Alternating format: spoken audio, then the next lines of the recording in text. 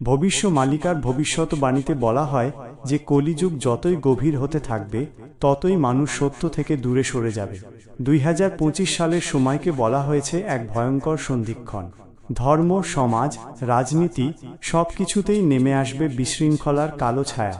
শাস্ত্রকার অচ্যুতানন্দ দাস কাব্যভাষায় বলেছেন, 2025 সালের পর থেকে মর্ত্যে কলির প্রকোপ অদ্ভুত আকারে প্রকাশ পাবে। মানুষের মনুষ্যত্ব লোপ পেতে শুরু করবে।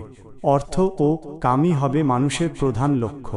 সন্তান পিতাকে সম্মান করবে না, স্ত্রী স্বামীকে বিশ্বাস করবে না, শিষ্য গুরুকে মানবে না, এমন এক অন্ধকার সময় উপস্থিত হবে। কথিত আছে, 2025 সালের মধ্যভাগ থেকে পৃথিবীতে রাজনৈতিক অশান্তি বাড়বে। অনেক দেশ যুদ্ধে লিপ্ত হবে। এই যুদ্ধ কেবল অস্ত্রের যুদ্ধ হবে না, বরং প্রযুক্তি ও অর্থনীতির যুদ্ধ হবে। খাদ্যের সংকট বাড়বে, মানুষের লোভ আরও উগ্র হয়ে উঠবে। অনেক জায়গায় দুর্ভিক্ষ দেখা দেবে। ভারতবর্ষও এ সংকটে মুক্ত থাকবে না। মূল্য বৃদ্ধি ও দুর্নীতির কারণে সাধারণ মানুষ কষ্ট পাবে। 2026 সালে কিছু বড় প্রাকৃতিক বিপর্যয়ের ভবিষ্যৎবাণী করা হয়েছে। ঝড়, বন্যা, ভূমিকম্প, অতিবৃষ্টি ও খরার মতো ভিন্ন ভিন্ন দুর্যোগ দেশে দেশে দেখা দেবে। সমুদ্র উপকূলে প্রচণ্ড জলোচ্ছ্বাস হবে, অনেক নগর ডুবে যাবে। আবার কোথাও কোথাও বৃষ্টি না পড়ায় কৃষি জমি শুকিয়ে যাবে। মানুষের মধ্যে ভয় বাড়বে। 2027 সালের কথা গ্রন্থে বিশেষভাবে উল্লেখ আছে। বলা হয়, এই বছর পৃথিবীর আকাশে এক বিশেষ নক্ষত্র বা ধূমকেতুর আবির্ভাব ঘটবে। বহু লোক এটিকে অশুভ সংকেত বলে মানবে। আকাশে ধূমকেতু দেখা দিলে রাজ্যপাট নড়ে যায়, রাজারা মরে যায়, সমাজে দাঙ্গা বাড়ে, এমন কথাই ভবিষ্যমালিকায় পাওয়া যায়। তাই অনেকে বলবেন, এই বছর পৃথিবীতে বড় পরিবর্তন শুরু হবে।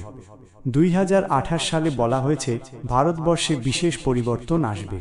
শাস্ত্রকার বলেছেন, গঙ্গার তীর থেকে এক নতুন ভাবধারার মানুষ উঠে আসবেন, যিনি সত্যকে প্রচার করবেন। তিনি হবেন ভগবানের দূত, যিনি মানুষকে আবার ধর্মপথে ফিরিয়ে আনবেন। তার কণ্ঠে ভগবানের নাম গুঞ্জরিত হবে, কিন্তু প্রথমে মানুষ তাকে চিনতে পারবে না, উপহাস করবে। ধীরে ধীরে তার শক্তি ও মহিমা প্রকাশিত হবে। 2029 সালে অচ্যুতানন্দ দাস বলেছেন যে পৃথিবীর অনেক বড় রাজত্ব ধ্বংস হয়ে যাবে। যেসব দেশ গর্বে নিজেদেরকে অজেয় মনে করে, তারা ধ্বংস হবে ভেতরের কলহে। অর্থনীতির ভয়ঙ্কর ধাক্কায় কোটি কোটি মানুষ কর্মহীন হবে।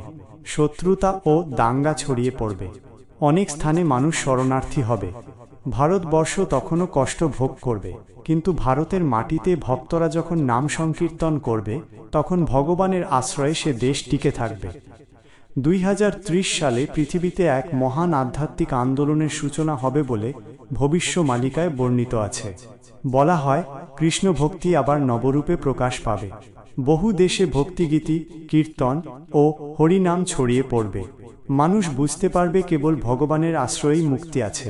ধর্মীয় গ্রন্থ, ভাগবত গীতা, শ্রীমদ্ ভাগবত এসব আবার মানুষের জীবনে গুরুত্ব পাবে। 2031 সালে বলা হয় যে এক ভয়াবহ যুদ্ধ হবে, যা অনেককে মনে করাবে মহাভারতের মতো যুদ্ধ আবার ফিরে এসেছে। বহু দেশ পারমাণবিক অস্ত্র ব্যবহার করতে চাইবে, যার ফলে ভীষণ ভয়ের পরিবেশ তৈরি হবে। মানুষ ভাববে পৃথিবী ধ্বংস হয়ে যাবে, কিন্তু ভক্তরা তখন আশ্রয় নেবে ভগবানের নামের মধ্যে। এই যুদ্ধের ফলে বহু দেশের ক্ষমতা ভেঙে পড়বে।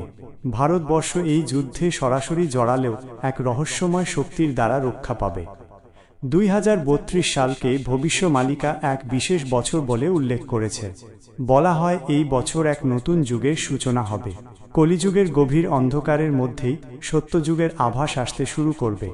এক মহান আধ্যাত্মিক রাজা বা নেতা আবির্ভূত হবেন, যিনি বিশ্বমানবতাকে এক সূত্রে বেঁধে দেবেন। মানুষ তাকে দেবমানব বলে ডাকবে। তার আগমনে মানুষ আবার সত্য, প্রেম ও ভক্তির দিকে ফিরবে। অচ্যুতানন্দ দাস বলেছেন, এই সময় থেকে ধর্মের পতাকা আবার উড়বে, হরিনাম আবার সর্বত্র ধ্বনিত হবে। মানুষ বুঝতে পারবে কলিযুগের পরম অন্ধকারের পরেই ভগবানের দিব্য আলো প্রকাশিত হয়। এইভাবে 2025 থেকে 2032 সাল পর্যন্ত ভবিষ্যমালিকা নানা সংকট, বিপর্যয়, যুদ্ধ ও দুঃখের ছবি আঁকলেও শেষ পর্যন্ত তা আশাবাদের আলো দিয়ে শেষ করেছে। মানুষের পরীক্ষা হবে, কিন্তু যারা ভক্তি করবে, যারা নাম সংকীর্তন করবে, তারা রক্ষা পাবে। ভগবানের আশ্রয় ছাড়া অন্য কোথাও শান্তি পাওয়া যাবে না। তাই এই সময় ভক্তির শক্তি হবে মানুষের একমাত্র ভরসা। মিল এবং অমিল, রাজনৈতিক ও সামাজিক অস্থিরতা।